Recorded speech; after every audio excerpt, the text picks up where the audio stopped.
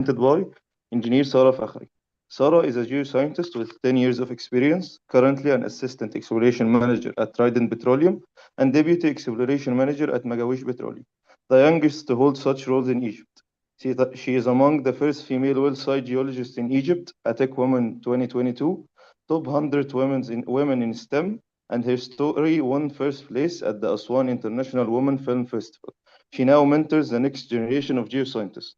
Engineer Sarah, it's an honor on behalf of OBA and its ambassadors. I'd like to say it's an honor to have you here with us today. The mic is yours. Thank you so much, Adil, and I'm very honored to give you the session today. Today, I'm not going into the details of the well setting. I'm not going to go into the details of the well setting job itself. So I'm depending that you have all the bases, and I'm just giving you like the well setting in practice. How is it like? And of course, we have like if you want to know all the details about the well setting, you have to go into the course of the Wellsite Geology course. This should cover maybe 1 to 3 days so that you can understand the full process of well setting. So let me, so that we don't have any interruptions in network. I will share my screen and I will turn off my video so that you can see everything clearly. Okay.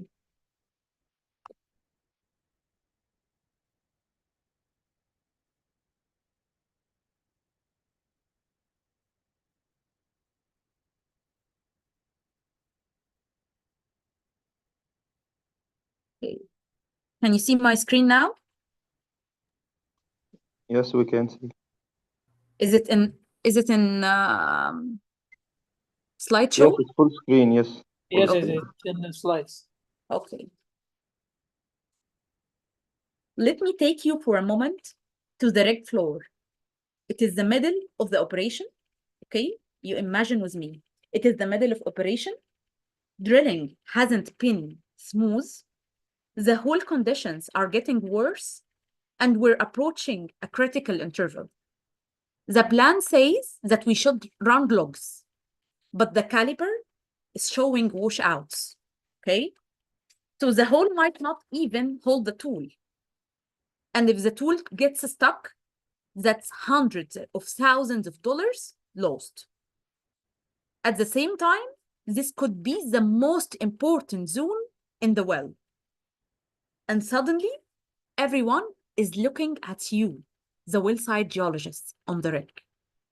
Do we run the logs or not? So can you imagine the pressure? This is what Wellsite geology really looks like.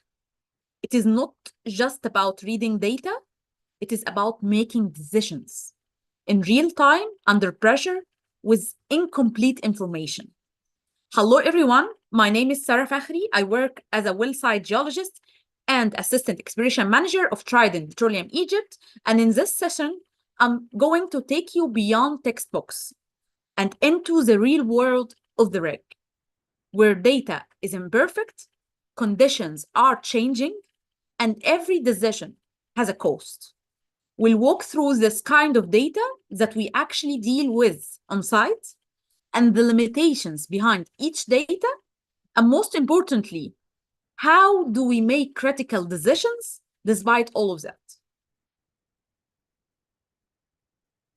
Imagine. Soil out from underneath the ocean. Hey, yeah. As a Toyota. Yeah. Andrea was a young 22-year-old girl working in a male-dominated business in a very high-stress job. I'm gonna cut the pipe. I'm gonna seal the well.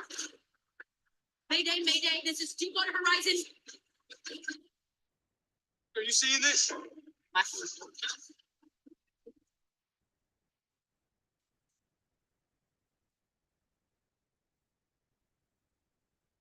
Trust me, you're not gonna die. Go.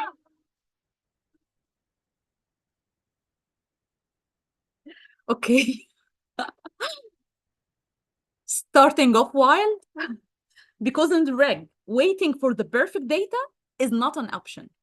You have to take decisions because it does relate into money spent, and it could lead to the death of people. Okay? So who are you as a well site geologist? Are you the woman on the microscope seeing all the samples and describing it?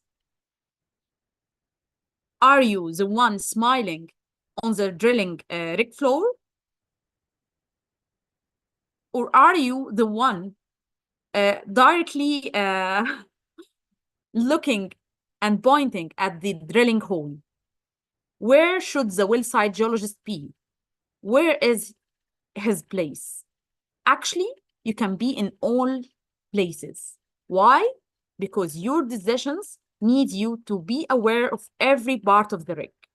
Okay? So we are well site geologists. Our objective is to describe drill cuttings, yes. Is to supervise the contractors, you know, the wireline companies, the mud logging units, to witness their operations and to revise their services and to sign their invoices. This is part of your job. And of course, you prepare the mud log because you describe the drilling cuttings. So you can prepare the mud log and the daily and final reports on the rig. Okay? So you're giving them the reports and you're like, it's like reflecting what you see on the rig to the people waiting in the office, back in their offices or back in the main company branch. Okay?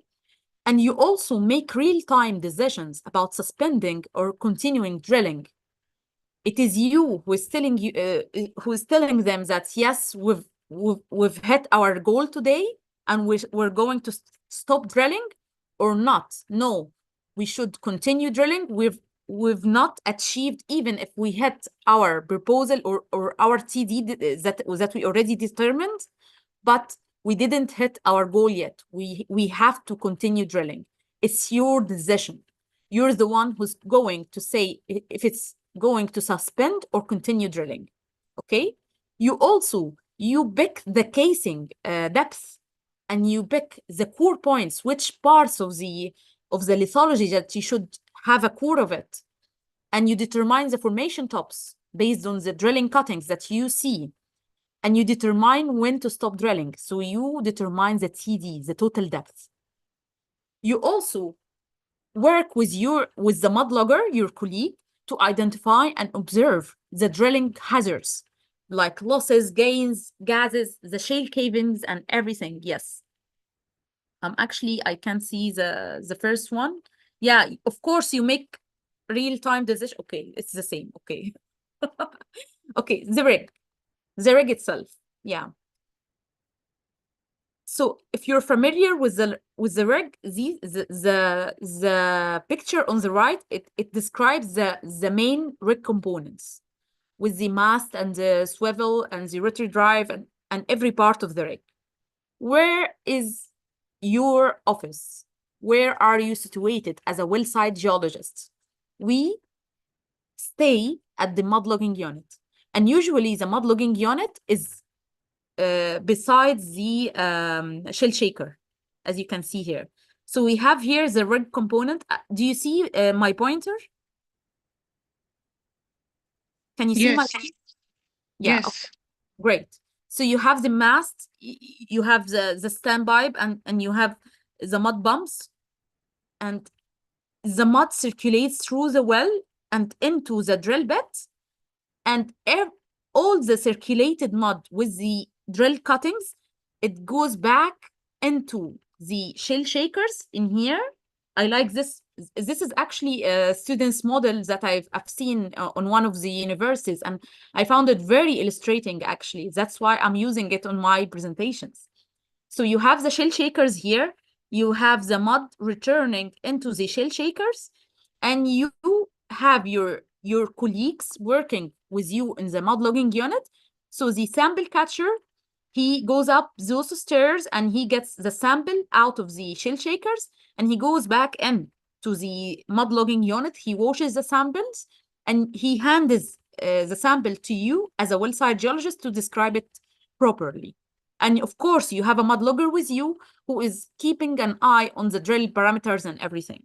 So this is your home on the rig, okay? The mud logging unit is actually the eye where you can see or you can observe every parameter or every drilling.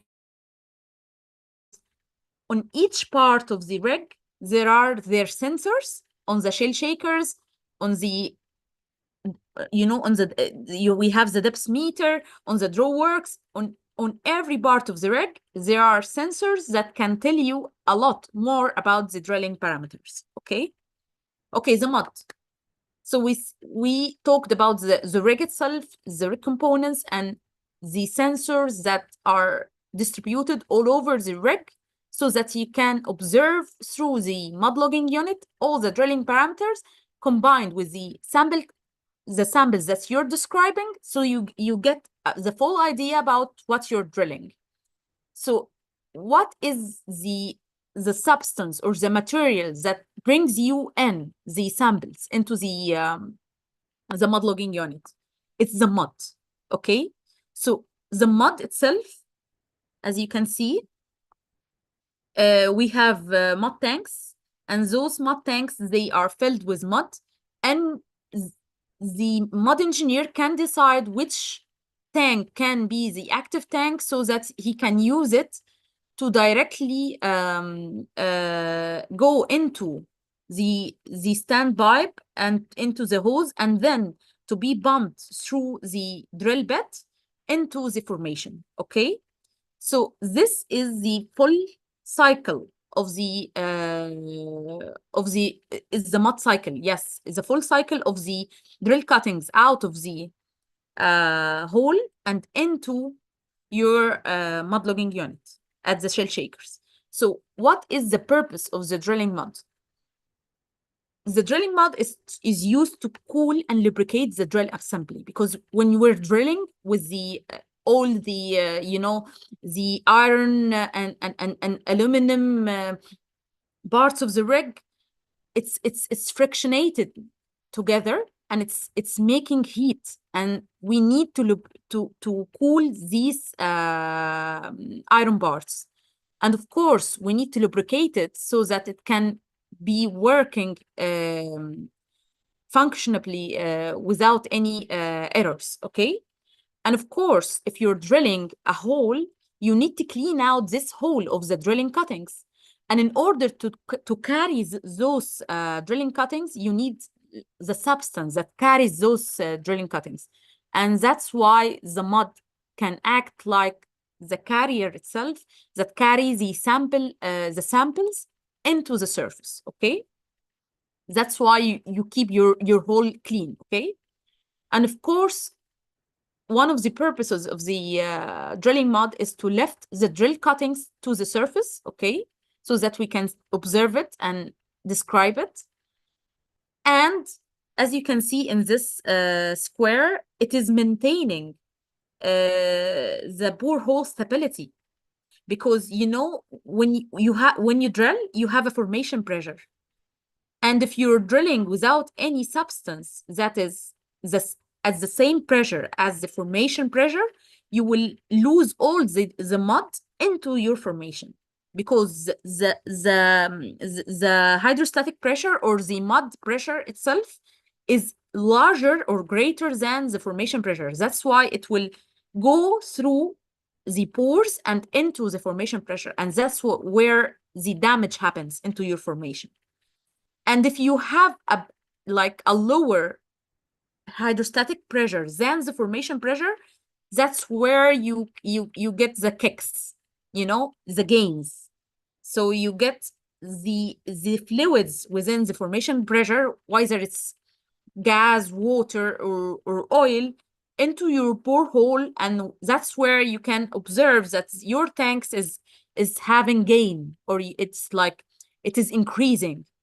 Why? I'm bumping the same amount of mud. I should get the same amount of mud, or maybe a bit less, but not more than the amount I bumped. If I get more, I have a kick. Yeah. So I have to maintain the pressure between the hydrostatic pressure within the hole and in the formation pressure as well.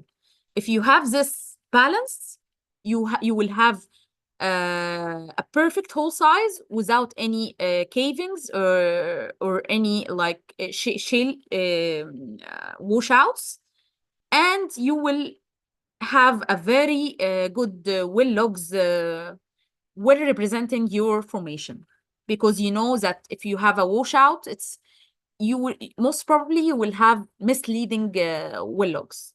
Okay. The office. As a Wellsite geologist, where do we work? Okay. Our office is in the mud logging unit. This is how the mud logging unit looks like in real life, and this is the inside of it. So you get a chair into the mud logging unit. You're working side to side with the mud logger. You collaborate together. He should tell you any change that he can observe in his drilling parameters, and you tell him if you're going to if you're seeing something like something unusual in your samples, you tell him, and you cooperate together to make decisions. Okay, so this is your office on the rig.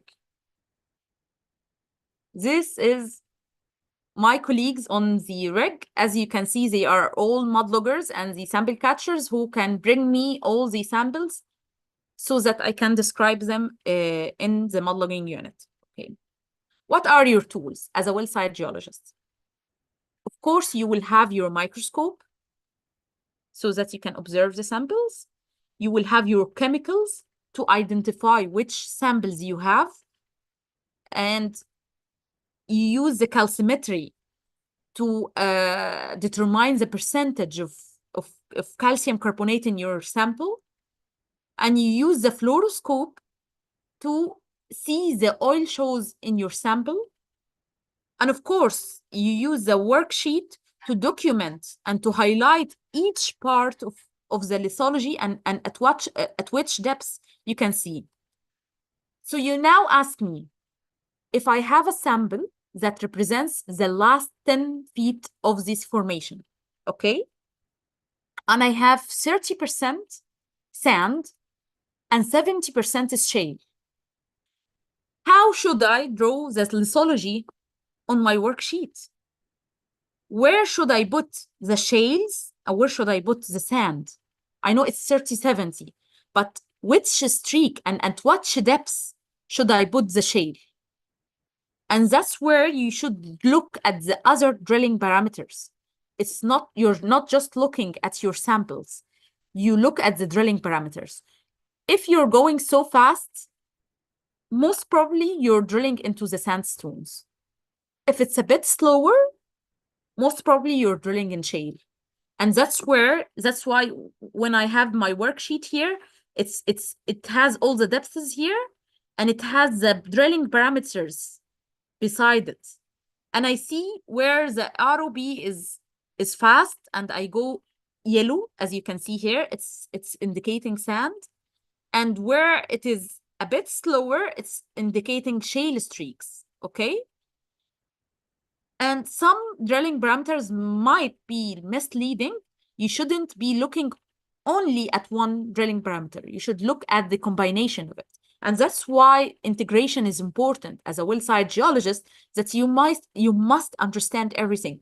You're not just interested in your tools and on your job description only. No, you have to be everywhere. So if you remember, when I started here, I told you can be in the mud logging unit, and this is actually your home on the rig or your office on the rig. But you can also seeing the drilling parameters besides the driller himself. And you can come up to the rig floor and see the drilling bit coming out of the formation to see why it was going so slow? Why are we making this trip? Why does it did it stop? So you have to be everywhere on the rig so that you can make your own decision correctly. Okay. Okay. So these are your tools. You use the chemicals as I told you before, yes. So one of the most important chemicals that we use as in our samples descriptions as geologists, and actually we use it even in the field, in the surface geology. When we go into field trips, HCl bottle in my pocket. Why? Because when I go into to take any specimen out of the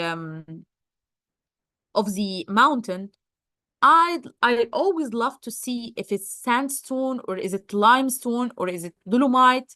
So I always use HCl. So HCl is the most important compound or the most important chemical that we geologists use as indication for limestones and for calcareous shales or whatever. And of course, you can indicate if it's calcareous shale or is it limestone or is it dolomite using the same chemical, but by different methods. So if you drop some droplets of HCl into your grain, your sand grain, or into your shale grain or whatever grain, like the unknown grains that you have, if you pour like droplets into your grain and you have interaction, yes, this chemical interaction can indicate that you have calcareous material into the grain itself. But if you have some residuals of clay, most probably it's calcareous shale. Okay, if you go like it just interacts and it goes out clean and it goes fast, most probably you have limestones. But if you drop the droplets and you notice some interactions, but it's very slowly, you get your heater and you heat the HCl, and if the interaction is getting much more faster and faster, that's why, because you have dolomite. So dolomite, it interacts with HCl, but if it's heated. So as you can see, we have one chemical such as HCl, but with different methods, we can indicate what is the lithology that we have in the grains that we are testing. Okay. Of course, here you can see as well that we have like some real-time logging that we can use. We can use sometimes some rigs, they do this logging while drilling. So you can look at the logs and look at the samples and look at the drilling parameters, and you can have a perfect idea of what exact layers that you're going through or what are you drilling. Okay. But if you don't have these logs, you will have to depend only on the lithology or on the samples description the samples that you have and the drilling parameters, the integration of them all. Okay. So I keep saying the drilling parameters, the drilling parameters. What are the drilling parameters? As a geologist, you should know how to read the screen. This is the screen of a mud logging unit, and it shows many of the drilling parameters that we have on screen. Every drilling parameter is connected to a sensor, and that sensor is telling you a story about what you are having on the rig. And you can see all of that sitting in the office in the mud logging unit.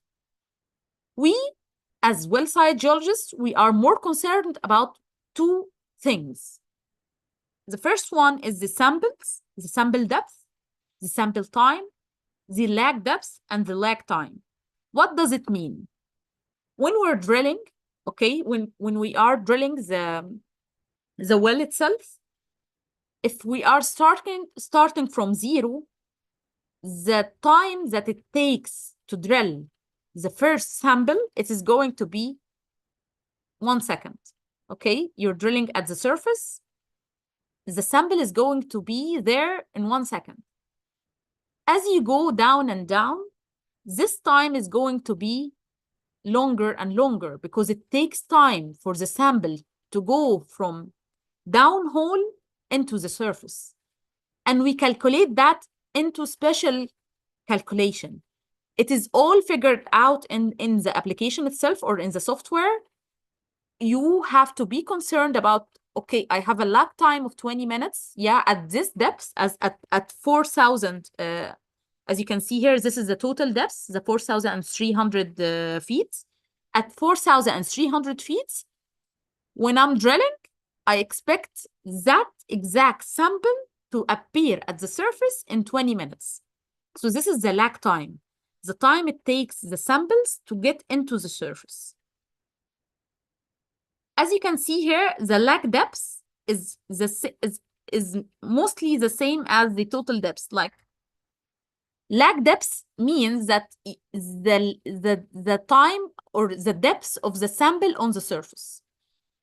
Here you can see that the total depth is almost equal to the lag depth because it is the rig itself. It is not currently drilling. If we have like you know, a bay zone, or we're drilling faster, the sample depth and the total depth is going to be different. There would be difference in time. Okay, so this is what we are concerned about as geologists: the lag depth and the lag time. And of course, we set like an alarm for sample catchers to go, and at every specific time, they go into the shale shakers and they get the sample of this specific depth. Okay. The other thing that we are concerned about is the total gases.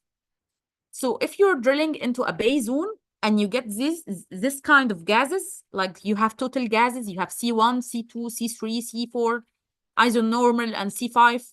If you have this full component, we celebrate. Like, we geologists, we celebrate. We have a bay zone. Okay, so these are mostly the only two things that we're concerned about. Of course, a very good geologist should know all about the screens. Like every part of the screen should know every part of the screen and know what the meaning of it. Okay. As you can see here, the WOB, it's the weight on bit. So it is currently, the weight on bit is 0. It's not drilling. It is not currently drilling. If we have the weight, like if you have this bit resting on the formation and it's drilling it, the hook load, which is the sensor above the weight on bit here, hook load means the weight of all the pipelines and the drilling bit itself. So imagine that if you're like you're trying to jump out of the window, and for some reason you hesitate and you're shouting like, please save me, and someone takes your hand. If your body is like just in the air, your whole weight, if you're weighing 70 kilograms, your whole weight, this man who's trying to save you will feel the weight. He will feel the whole 70 kilograms of you. But if you're resting your legs, like if it's, you're panicking and you're just like a few feet away of the ground, and you started like resting your legs on the ground, the difference, like when you stand your feet on the ground, he feels that the pressure or your weight is getting lower and lower. Why? Because of the weight on bed or weight on ground. You're resting your leg on the ground. It is the same with the drilling bit.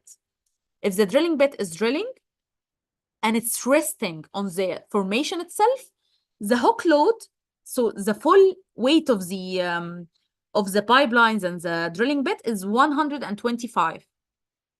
If it starts resting on the Wheaton bit, so it's 1, it's 2, it's 3, it will reduce. Like if it's 1, this hook load will be 1, 2, 4. If it's 2, it will be 1, 2, 3. If it's 5, it would be 120. So it's the difference between the Wheaton bit is the hook load itself. So you have to pay attention to the drilling parameters that you have on the screen. Yes, the Wheaton bit is 0. The rate of penetration is very slow. Yes, it is because we're not drilling. It is now faster. Yes, it is logic because we are drilling now. So you have to pay attention to the different drilling parameters that you have in your screen.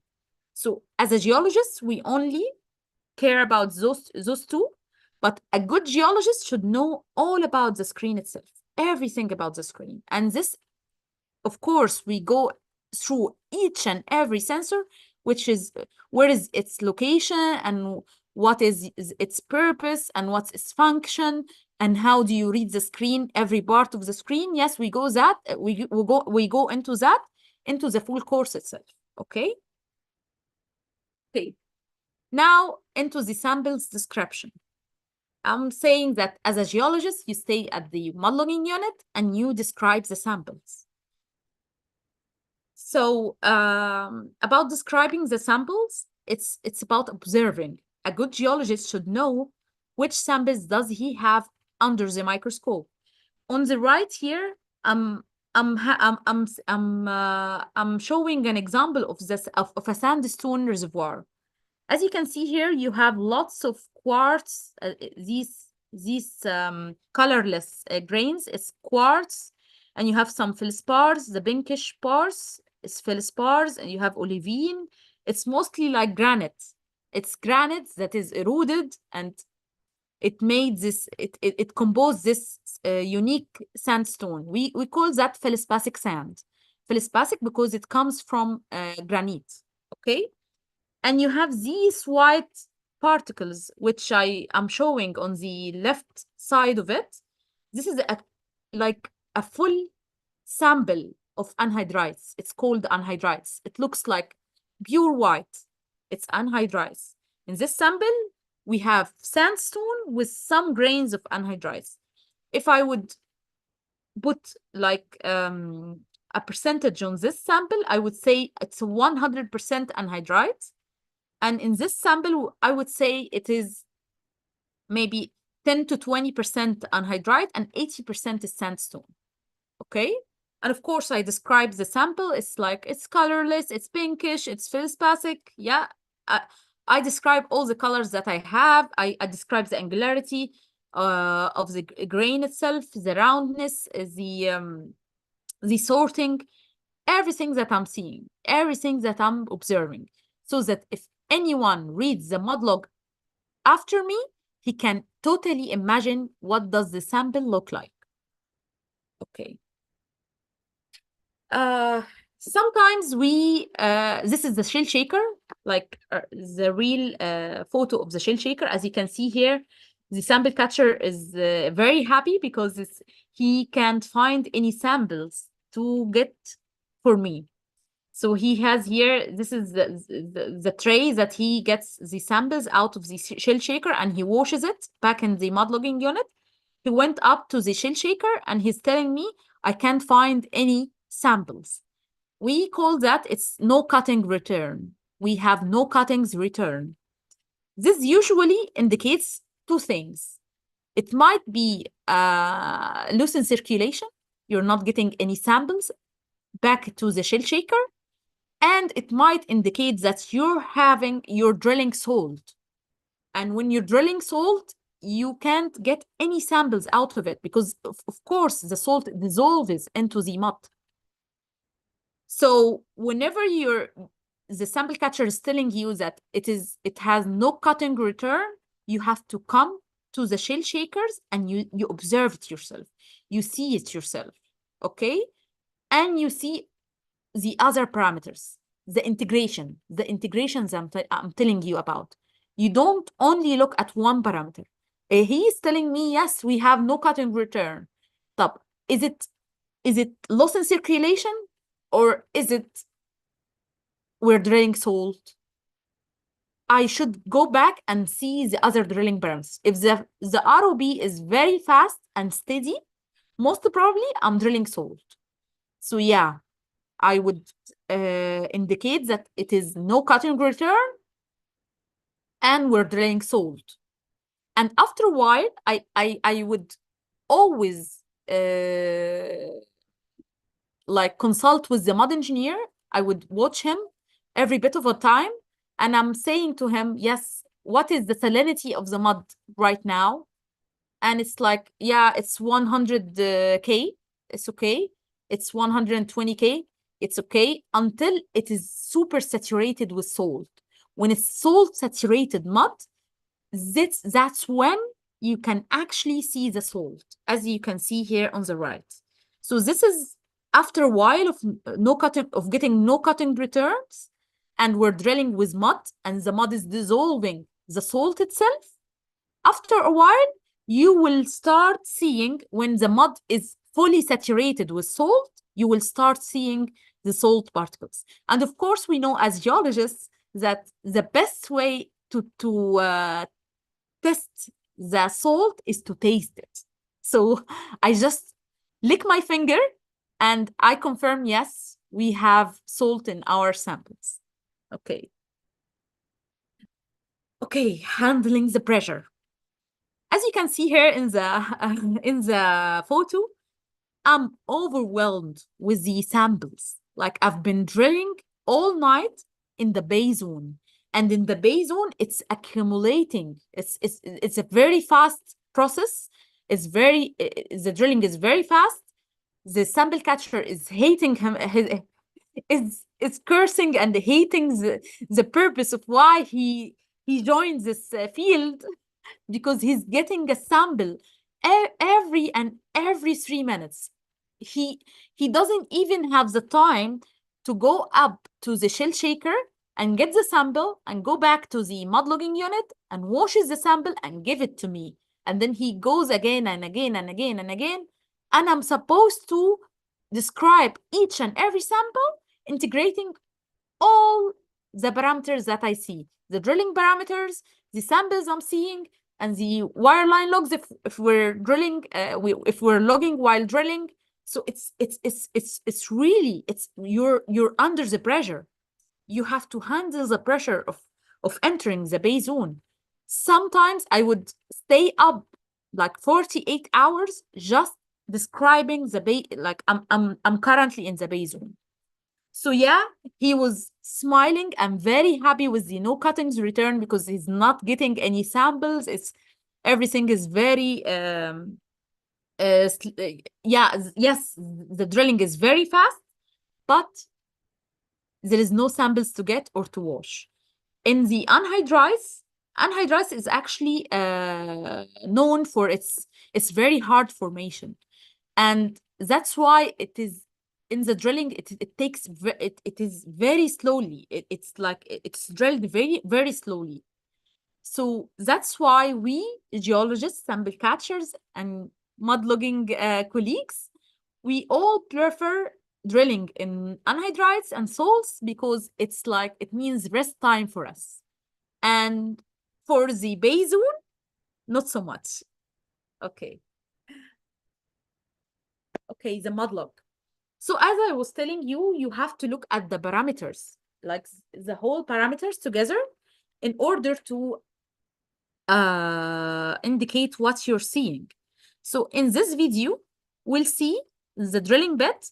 It is drilling in this soft soil and in the hard rocks, and you will see how difficult it is to drill in the hard rocks. Okay.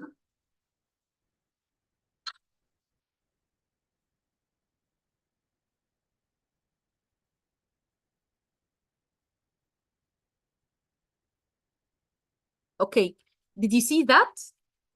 So it goes very easily and very fast into the soft rocks. here. Yes, it's very easy, very fast. And then once it hits the hard rocks, it goes like boom, boom, boom, boom. It's very slow. Yes, it's very slow. And this interface between the soft rocks and the hard rocks, it is called the formation top. It means that I've changed formation. I went from the soft formation into the hard formation. And of course, a very good geologist would know exactly, even if he goes from soft to soft or from hard to hard, the change in the lithology color, the change. So you have to pay attention to every parameter that you have, the samples, the drilling parameters, everything. This is an example of the mudlog, of a mudlog. See here? Here is the rate of penetration. Whenever it goes to the right, like you see here, it means that it's very slow. Like this is slow. It is drilling slowly. And when it goes like this, and as you can see like this, like to the left, to the extreme left, you're drilling in soft formations. And soft formations indicates shales and sands. Of course, sands is much faster than the shales, but as you can see, you can indicate the different formation types based on the rate of penetration, based on the percentage of the samples that you're seeing, based on the oil shows, of course, because we have here, like the anhydrites in here is very hard. As you can see, it's very hard formation. And you have the samples, it shows anhydrite. It didn't show anhydrite before. That's why I know for sure that I've entered a new formation top. And I just, I draw a line there and I say, I've entered a new formation top. Okay. Of course, we have here a bay zone. It's the limestones here is a bay zone. That's why we have the full components. This is a very good reservoir, actually. And we can confirm that by seeing oil shows. Do we have oil shows here? No, we don't have any oil shows, but we have a full component. Okay. What else should we look at? We should look at the wireline logs. So we have the samples. Okay, the samples itself. It has no oil shows. We have full components. We have the wireline. So if the wireline is having high resistivity, is showing crossovers, is showing a very good quality reservoir, yes, we have something in here. We have a bay zone. But if we have here like full components, as we can see, and there is no oil shows, and the wireline log itself, it doesn't show anything. It shows low resistivity. Most probably it's connection gas. It's maybe like migration oil. It's anything but oil, a bay zone. Okay. So this is the mud log. As you can see, we plot the drilling parameters such as the weight on bit, the RPM, the standby pressure, and the rate of penetration. We have here the percentage that we're seeing in the sample. And here we draw the you know, as you can see, the streaks of shale and sand and intercalations into the lithology itself. And of course, the full components or the gases, the gas shows, we have the formation tops, and we indicated here, both in measured depths and subsea. And here we describe each and every lithology we see. If we're having dolomites, yes, we describe it. So it's light brown, brown, tannish brown. You can see now I can read the description clearly. Why? Because I wrote it myself. So into the advanced course, you will know how to write your own description, how to write like all the abbreviations of the description that you're seeing into the samples. Here we have anhydrite. We have here we're describing the shales, the sandstones, the siltstones, the orange in here. So yeah, this is pretty much the mud log. And here in the header, you can see that this is the legend of the different lithologies that we're using into the mud log itself. Okay. Let me now, this is questions time. I have a case study, some case studies that I want to ask you questions about, and I want to hear your answers. So in the first case study, you have a very big washout. You can see it. You had lots of difference in lag times. You had to run multiple lag checks. You know that your hole is very bad. Would you run the logs? Knowing that you have a very potential base zone in here, like you have full components, you don't know if you have oil shows or not, and you need to run the logs. Would you run the logs and modify the program or cancel the logs? What would you do? Knowing that if you run the logs to total depth, you might lose the tool into your borehole, and it would cost you much more money, and it would risk the lives of the co-workers that are working on the rig site. What would you do as a well-site geologist? I will check the chat. Okay. Do you have any idea?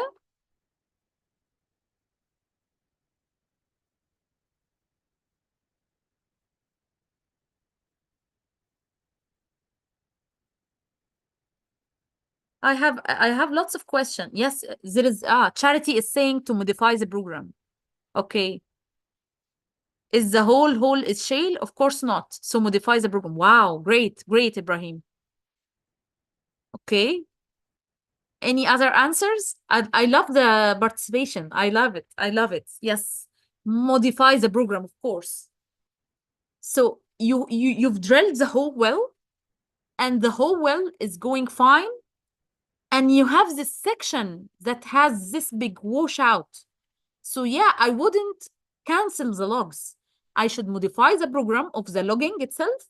I would log until I have the tension, and the wireline engineer is telling me I can't proceed anymore. This is where the decision matters. But if you cancel the logs, you're wasting a very good chance to have logs in the well. I remember one time I was drilling a well, and the whole conditions were very bad, and we needed to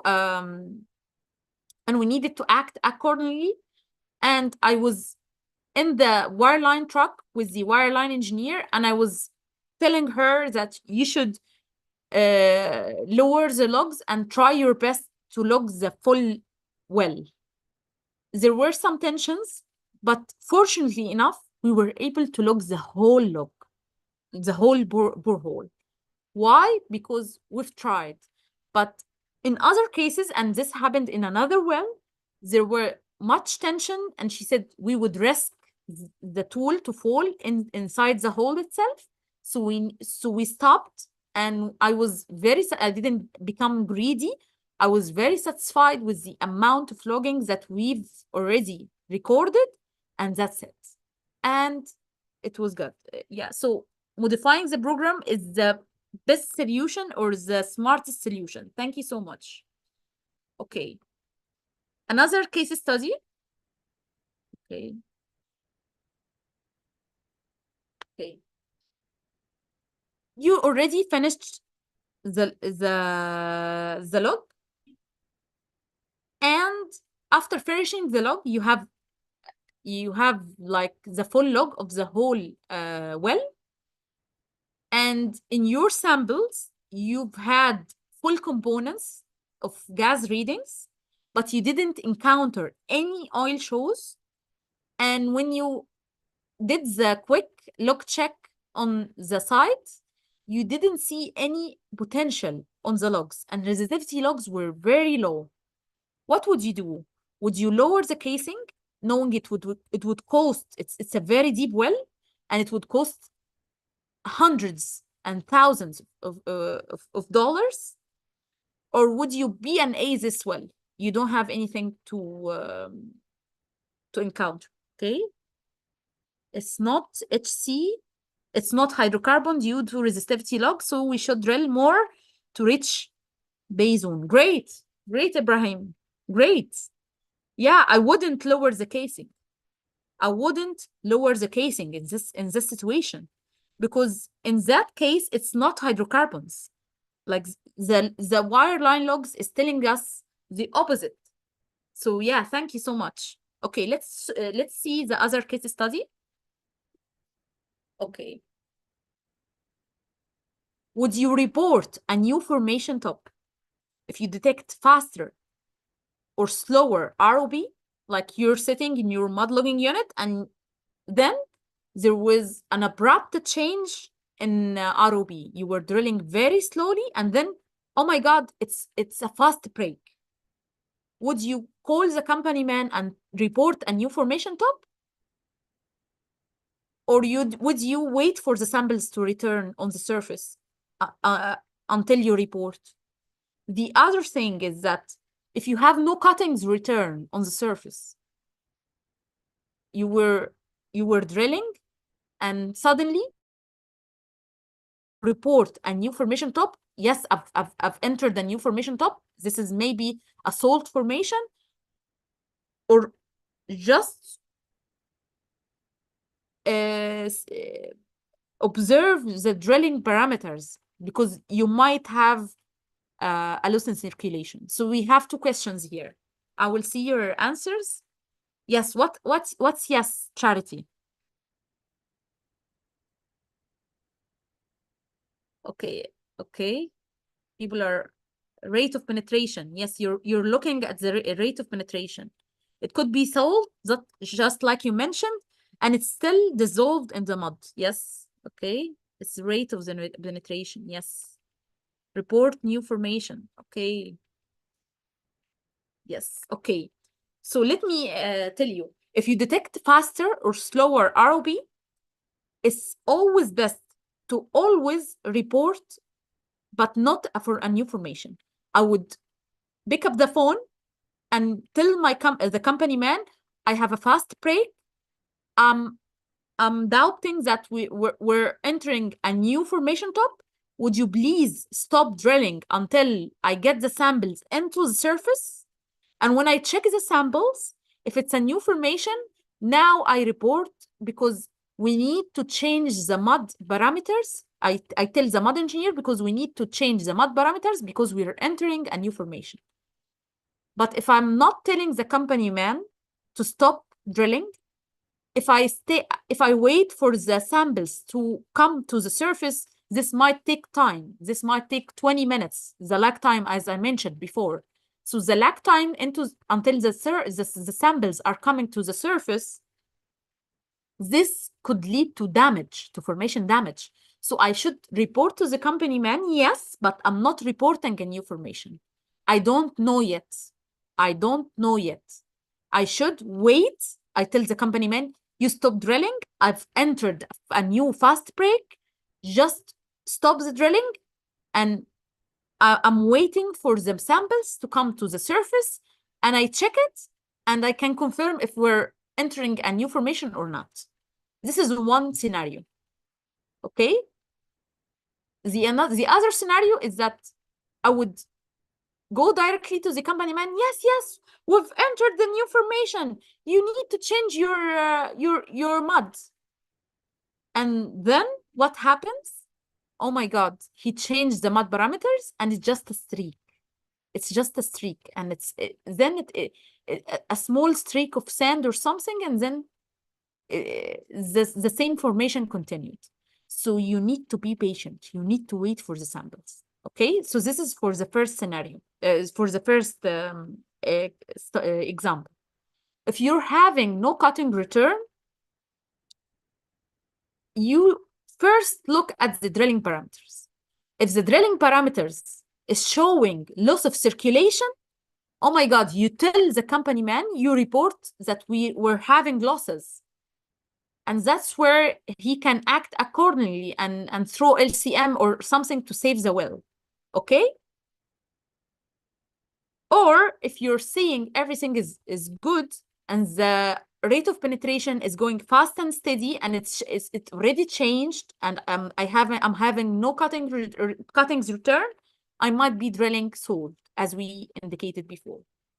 Okay, I'm checking the chat itself. I will see all the parameters, not only the samples. Exactly. Wait for the sample. Exactly. Please, is 20 minutes lag time to receive cuttings at the surface general for all operations? No, no, no, no. It depends on the depth. Wait for the sample. Yes. We always have to wait for the sample. Exactly. Exactly. Okay. Very well. Okay. Congratulations. You've become a very good well-site geologist. You knew how to take decisions on the rig. This is great. It feels great to have you with me today. Let me let me finish this. Let's go back to that moment of the rig. So we started this presentation telling you what does it feel like when you have everything going outside you. It's everything is in chaos. You don't know what to act, how to act, what to say, and you're just like confused. So this was at the start of this presentation. Do you feel so now? Let's go back to that moment on the rig. Now you have the whole conditions are unstable and the data is incomplete and you have a decision to make. This is the reality of well-site geology. It's not about having the perfect data. It's about understanding the limitation of each data and integrating everything that you have and making the best possible decision at the right time. Every decision on the rig carries a cost. It might be a cost in time, it might be a cost in money, and sometimes it might be a cost in safety. And that's why being a well-site geologist, it's not just a technical rule, it's a responsibility. So if there is one thing I want you to take from this session, is this. Don't just look at the data, question it, challenge it, and always understand what it is not telling you. Because on the rig, the right decision doesn't come from perfect data. It comes from the way you think. Thank you so much. Thank you, Mrs. Sarah. May I ask a question, please? Yeah, sure. Something confused me in during the presentation. Thank you about presenting that informative presentation. I just got a question. Don't we have well-site geologists and operation geologists? Let me okay. You can see me now? Yeah, we have. Hi, how are you? Hi. We have well-site geologists and operation geologists, don't we? It's operation geologist is actually a well-site geologist. So I might call myself a well-site geologist and I'm also an operation geologist. Yes. I So got it. they're both the same. Yes.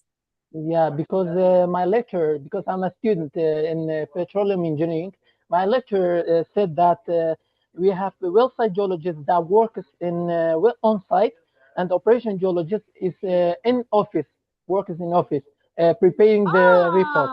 Yeah. I will tell you that. An operation geologist working in the office, he should be a well-site geologist at first to understand the full process. And then staying at the office, he's now receiving all the reports and everything from the well-site geologist on the rig. So a good operation geologist should be a very good well-site geologist at the beginning. So most of the operation geologists, they already worked as a well-site geologist.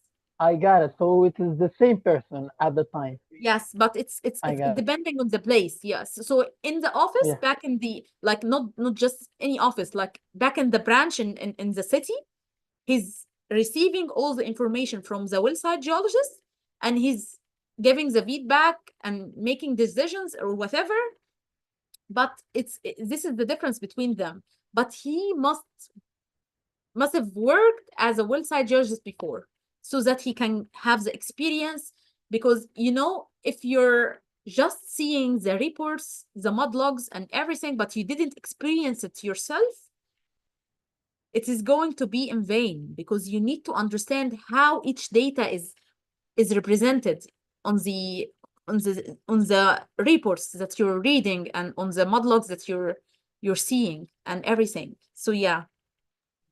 Thanks, Ms. Sarah. I'm grateful that I listened to you and look at your and pay attention for your presenting. Thank you. Thank you so much. So we have Alejandro Munir. He's asking, do you work with a Wellsite biostratigrapher on all wells? Actually, in my company, we have very distinctive formations. Like it's very easy. You go from anhydrites, this white samples, you've seen it into my presentation. It's white samples, it's completely white.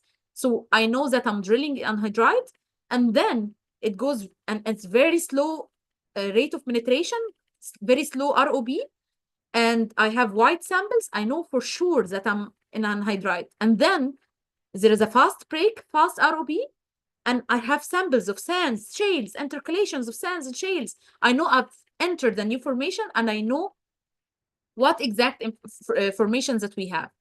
And then after we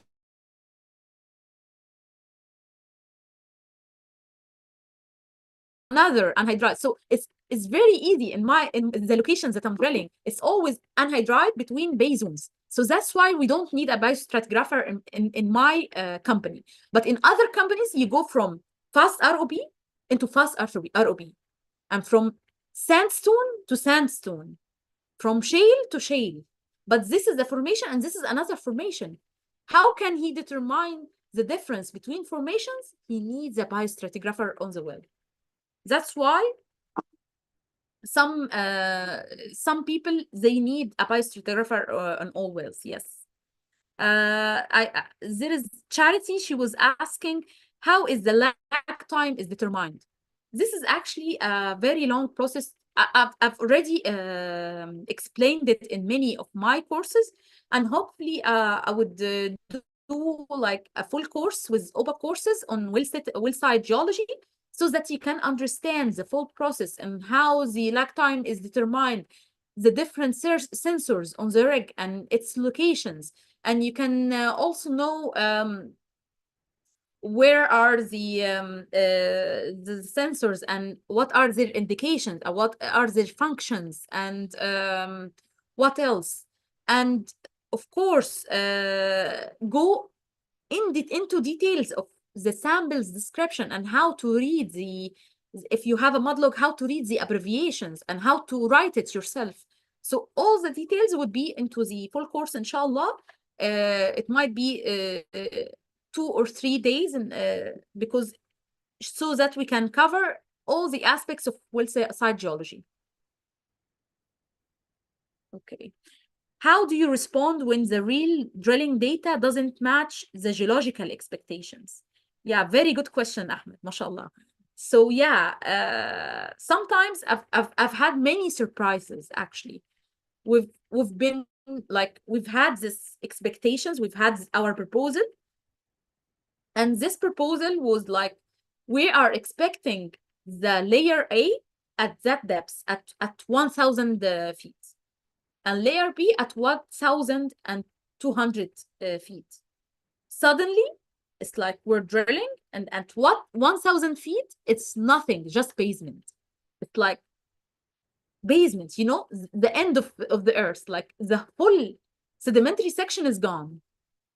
And it's like, oh my God, what happened? Did we get into a fault? Is there like an erosion? What happened? And this is where you need to decide where to have the sidetrack. This is like you've finished the well. Like you had your expectations, you had like a thick sedimentary section that is coming, and bam, you just hit basement. It's done. There is no sedimentary section here. So how to deal with it? You have to set. Now your well is already finished. So you set, and you think about, you go as a geologist, because as a geologist, you know about the exploration cycle, you know the mapping, you know about the basin, everything. So you look at the map and see what are the the possibilities of a fault to occur in this maybe this fault, like there is a fault actually, but this fault, we were expecting this fault to have some space for a well to be drilled here, but this well just confirmed that this fault is not in its location. It's a bit far. It's actually in the well itself. So you need to recheck your map and re-evaluate the whole geological concept again. And this happens on site. So you work as a well site geologist and you go back as a geologist, as an exploration geologist, to determine why did this happen, okay? And you can also determine, okay, if this is the fault, I'm not going to leave this well as it is. I will do a sidetrack. So I do like a modification on the plan with the Baker Hughes, or maybe like with the deviation survey company, and you determine with them where to drill the well and how to deviate the hole from its original location into the new location that you're looking at. So this needs re-evaluation of the geological concept itself. Yeah. The step of casing on wells. How to site screen casing to manage. Thank you, Galad, but you're asking about the casing.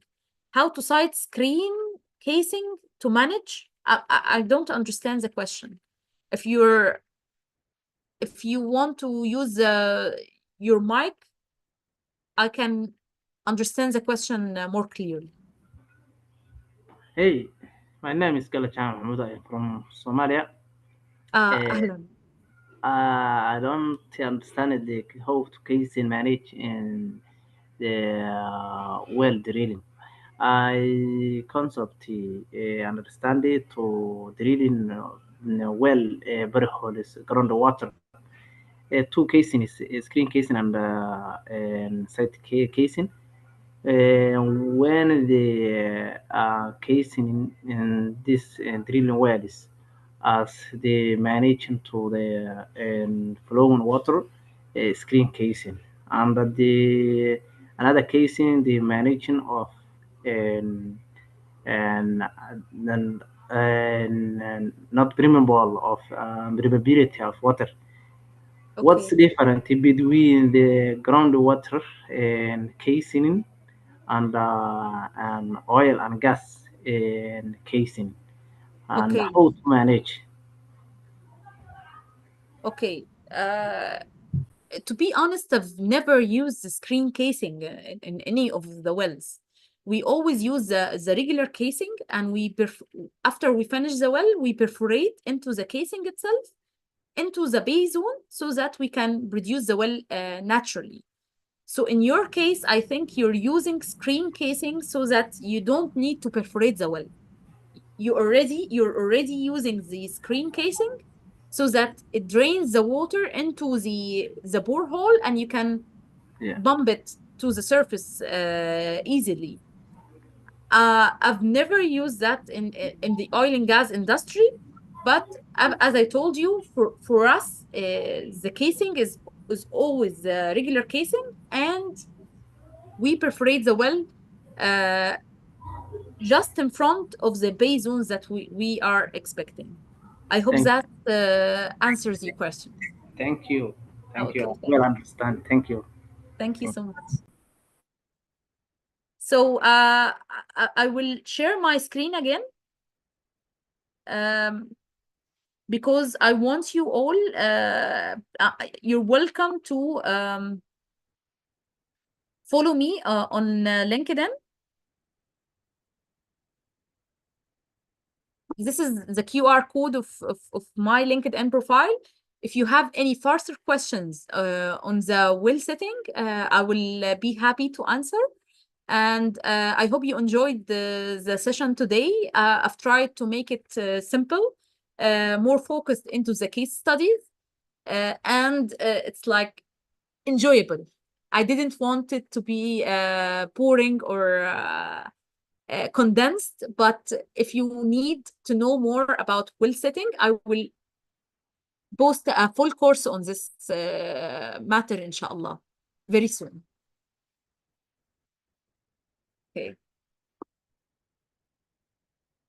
Okay.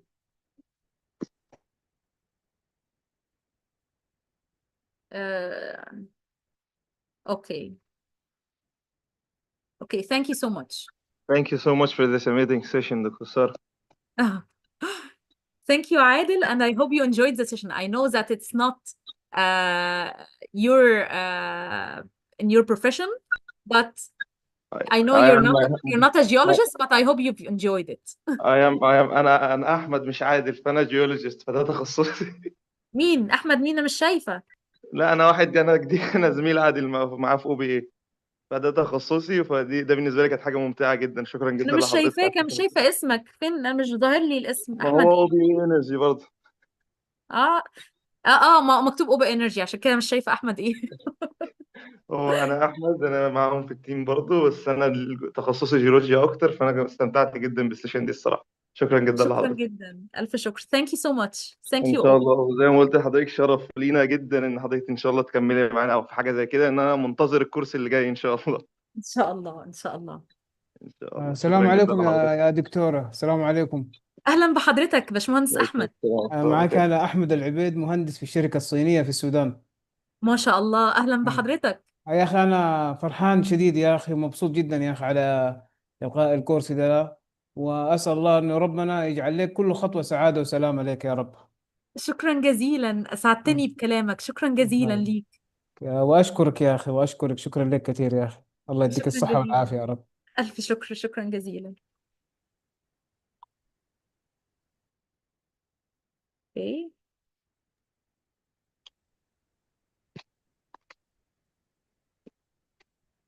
If you have like a feedback, Adil, Ahmed, if you have a feedback form, I'd love to please share it with me. I love to see feedbacks, and I love constructive feedbacks. Please tell me any recommendations, anything to improve the session. I'd love to hear all your suggestions. Okay, no problem at all. We already put a link for the feedback, and we will share with you the feedback inshallah if you want. Inshallah, inshallah. Okay. Okay, I will leave you there, and thank you so much for having me today. Bye Thank you bye. so much for being with us. Okay, مع السلامة. Hope you all enjoyed this session, and see you in other webinars inshallah.